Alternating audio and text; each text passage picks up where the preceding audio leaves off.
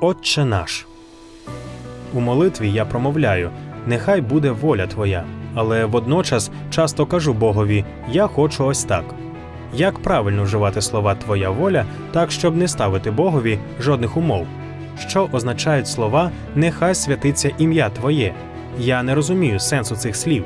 Коли ми просимо «І пробач нам борги наші», чи є якась умова, що Бог нас прощав? У молитві «Отче наш» є такі слова, як «не введи у спокусу». Невже Бог спеціально нас спокушає?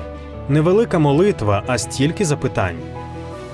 У кожному виразі Христом закладений не тільки глибокий зміст, а й принципи для нашого щасливого життя.